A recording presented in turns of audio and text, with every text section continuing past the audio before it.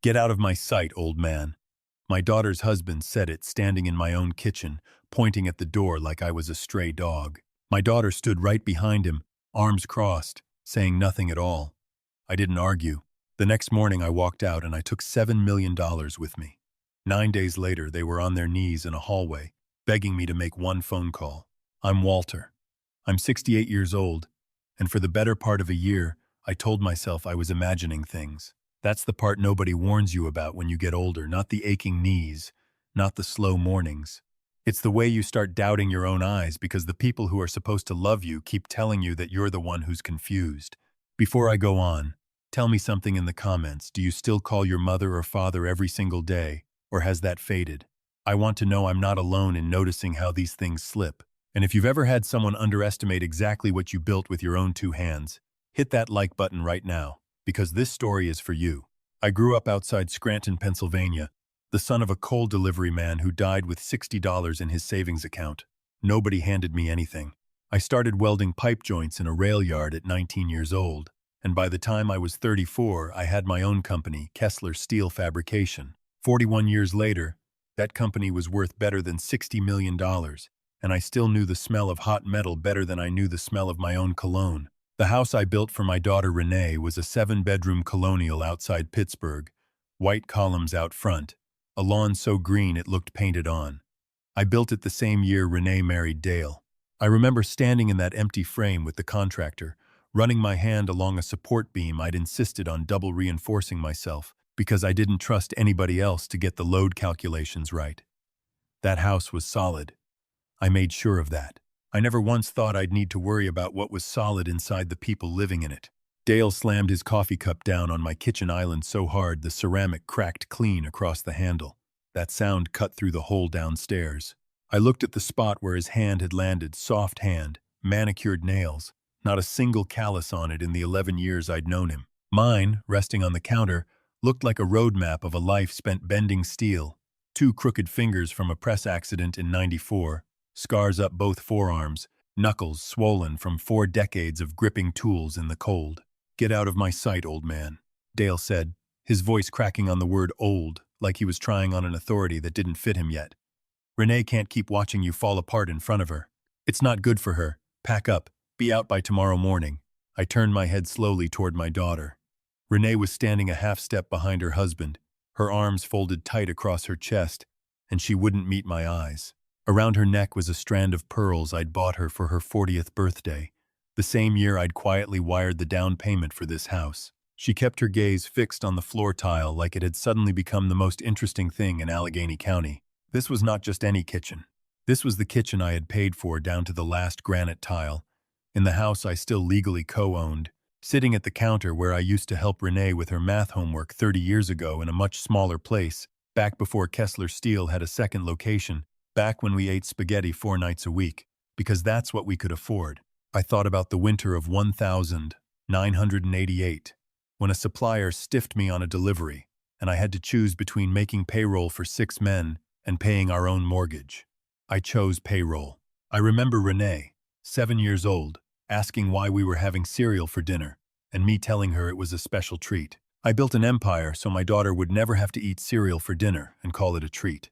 They stood there waiting for the explosion.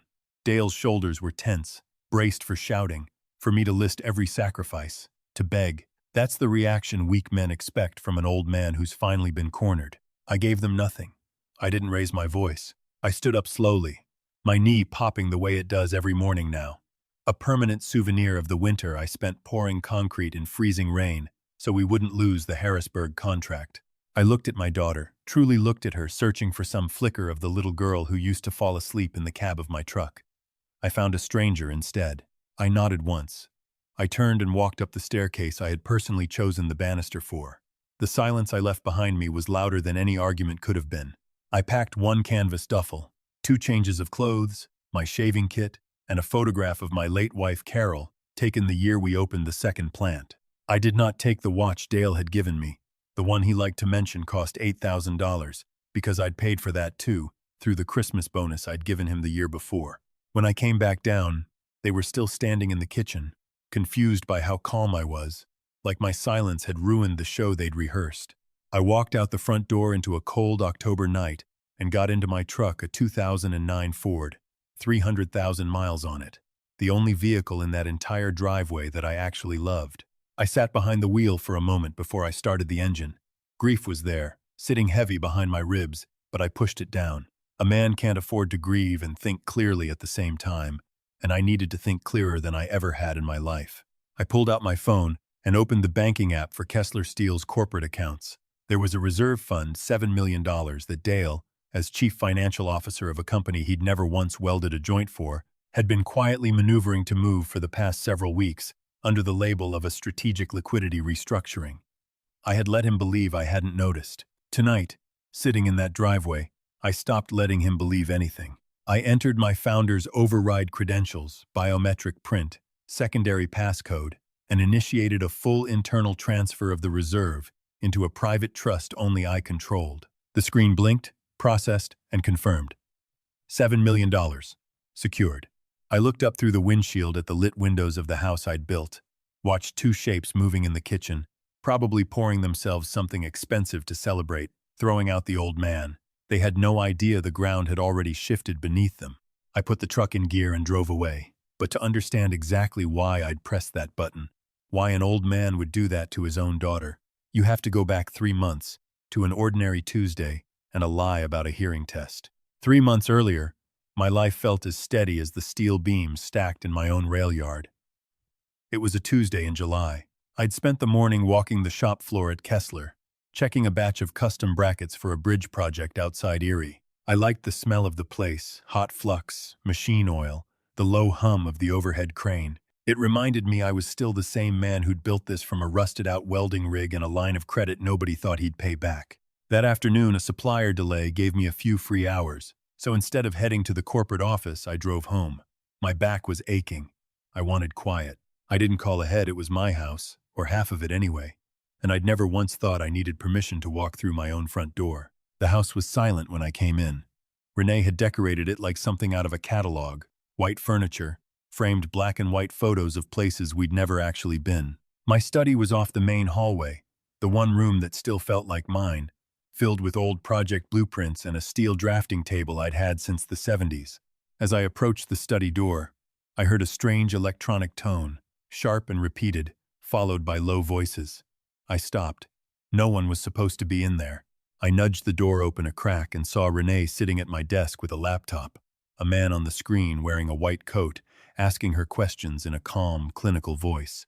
"And would you say his memory lapses have become more frequent in the last 6 months, Mrs. Kessler Whitfield?" I stood frozen in the hallway, my hand still on the doorframe. Renee answered without hesitation. "Yes. He forgot my son's birthday last month.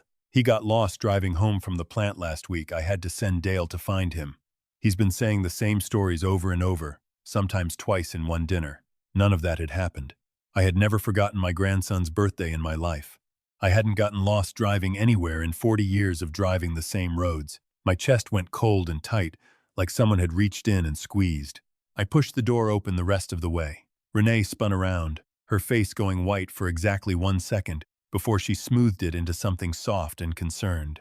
"Dad, you're home early. This is Dr. Ferris. He's a geriatric consultant. We wanted to get you a proper checkup, that's all, since you've seemed tired lately."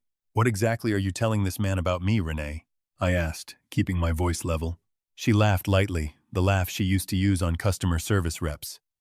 "We're just being cautious, Dad. You're not as young as you were. I love you. I don't want anything bad to happen because we ignored the signs."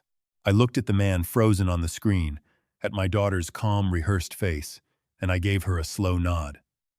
"That's thoughtful of you, sweetheart," I said, my voice betraying nothing of the ice spreading through my stomach. "I appreciate you looking out for me." She smiled, relieved, and quickly ended the call, saying she needed to check on dinner. I waited until she left the hallway. Then I sat down at my own desk and opened the browser history on that laptop. There it was, 3 prior consultations with Dr. Ferris, each one longer than the last, each one building a file with my name on it. I didn't sleep that night. I lay awake turning over the exact phrase she'd used, the signs, like she'd rehearsed it in a mirror. The next morning I drove to the office and, out of long habit, opened the corporate ledgers before anything else.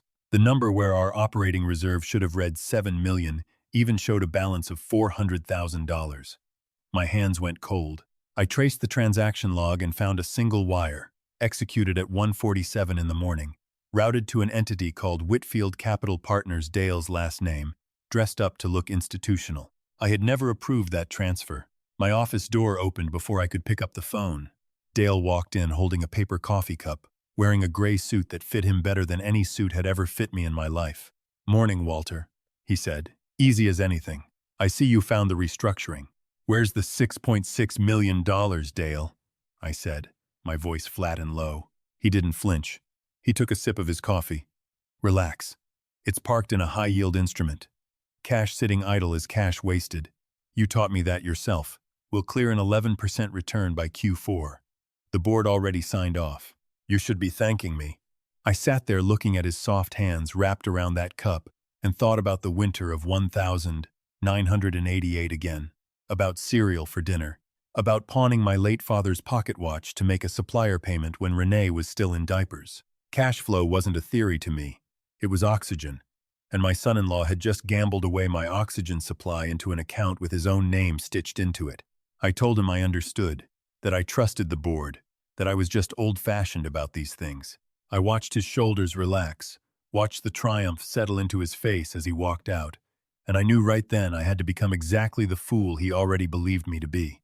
Later that week, I found the paper shredder in my office jammed with a torn corner of letterhead, the crest of Sterling Ridge Behavioral Health, a private psychiatric facility 2 counties over.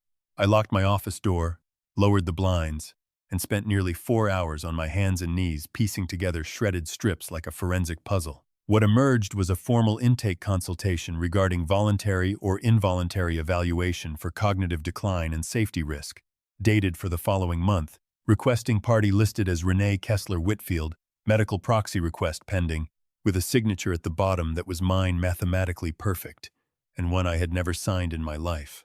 They weren't just moving my money. They were building a paper trail to have me declared incompetent, to trigger the succession clause in my own corporate bylaws, and hand Dale full operational control of Kessler Steel while I sat somewhere quiet, medicated, and legally invisible. I didn't call the police. I didn't confront them. I needed the man who'd actually processed that wire, my controller, Nathaniel, who'd worked under me for 22 years. I caught him in the parking garage after hours, and when I asked him straight out why the money moved without my verbal sign-off, his hands started shaking so badly his keys hit the concrete. "Dale said you'd pre-approved it electronically, sir. Digital signature, biometric timestamp, everything checked out on the system. I had no legal grounds to refuse it." Then he reached into his briefcase and handed me a small flash drive. Something felt wrong about the timing, so I pulled the network logs before the servers cycled. That drive has the originating IP address. I plugged it into my laptop that night. The address traced straight back to a laptop registered to Renee. My own daughter had forged my signature. I didn't confront them. I drove to a 24-hour diner off Route 30 and met my attorney, Marian Castellano, a woman who'd fought corporate raiders for 30 years and never once lost her nerve. I laid the shredded letter and the flash drive on the table between us. She read it all without a flicker of surprise crossing her face, which somehow made it worse. "This isn't wealth management, Walter," she said finally, pushing the folder back toward me. "This is a coordinated plan to have you declared incompetent so they can seize the company. The $7 million was just their exit fund. The real prize is Kessler Steel. We had 11 days before the voluntary evaluation was scheduled. 11 days to build a trap they'd never see coming. I bought 3 hidden cameras disguised as smoke detectors, installed them myself in my study, the living room, and the kitchen, while Dale was at the office and Renee was at her Pilates class. 40 years of diagnosing hairline stress fractures in steel beams taught me exactly where people look and exactly where they never bother to check. Then I gave them what they wanted. I told them I was taking a week to visit my late wife's family in Vermont, that my head had been feeling foggy, that I needed the mountain air. I watched the relief and excitement pass between them like an electric current. A trip meant I'd conveniently be gone the week of the evaluation, and it gave them exactly the erratic old man behavior they needed on paper. I didn't go to Vermont. I checked into a motel 11 miles away and sat in front of a laptop for 4 days straight, watching the live feed. On the 6th day, A man in an expensive suit walked through my front door carrying a slim leather case. He didn't ask Renee a single question about my health. Dale handed him a thick envelope of cash. The man counted it without embarrassment, then produced a pre-typed declaration of cognitive incompetence and signed it on the spot, his fountain pen scratching against paper that already had my name typed neatly across the top. "This gives you full uncontested guardianship," the man said, snapping his case shut. "He's legally a ghost the moment this gets filed." I sat in that motel room with my hands shaking, listening to my own son-in-law laugh with pure relief. Then Renee said something that turned my blood to ice water in my veins. "Once we have guardianship," she said, refilling her wine glass, not even looking at the paper, "there's really no reason to wait for nature to take its course, is there? Sterling Ridge has a long-term memory care wing. Understaffed. Underfunded. County pays for it once his personal funds run dry. He could be there within the month, completely sedated, and nobody would ever ask a single question. 9 days. My own daughter had just discussed my death like she was picking out kitchen tile. I closed the laptop. Whatever grief I still had left for the daughter I raised simply evaporated in that motel room. What remained was cold, clear, and entirely without mercy. I called Marion. "It's time," I said. "Activate the Founder's Clause." 31 years earlier, when I incorporated Kessler Steel, I'd insisted on a provision buried deep in the bylaws, a unilateral clawback authority reserved solely for the founding chairman, allowing me to freeze, reverse, or seize any corporate transfer I deemed fraudulent, bypassing the board entirely. Dale had never once bothered to read the original incorporation documents. He thought a forged signature made him untouchable. He never imagined I still held the actual detonator. We didn't move yet. Marion insisted we let them walk all the way to the edge of the plank. We let the guardianship filing go through the county clerk's office. We let Dale strut into the Kessler Steel boardroom Monday morning, believing he already owned it. His executive key card failed at the private elevator. He swiped it 3 times before my head of security, a retired state trooper named Roosevelt who I'd hired personally 20 years back, walked over and told him, without a shred of sympathy, that his access had been permanently revoked by direct order of the founding chairman, and handed him a cardboard box with his desk photo already packed inside. "That's impossible," Dale said, his voice cracking in front of half the office. "He's incompetent. I have guardianship papers filed with the county. Your guardianship petition was formally contested and rejected this morning," Roosevelt said. "You have 30 seconds to leave the building before I have you removed. I wasn't there to see it happen, but I watched the footage later, and I won't pretend it didn't feel good." Renee found out differently. She was standing in a boutique in Shadyside trying to pay for a $12,000 handbag with a corporate card that had been frozen 48 hours earlier.